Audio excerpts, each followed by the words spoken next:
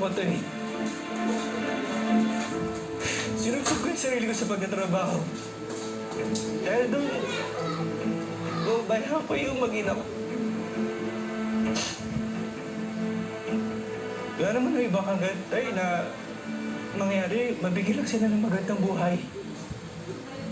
Bilang naman eh. Ngayon, nabot ko yung pangarap ko.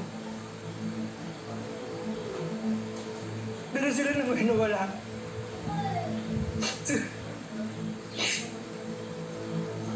Masisira ang sarili mo, anak.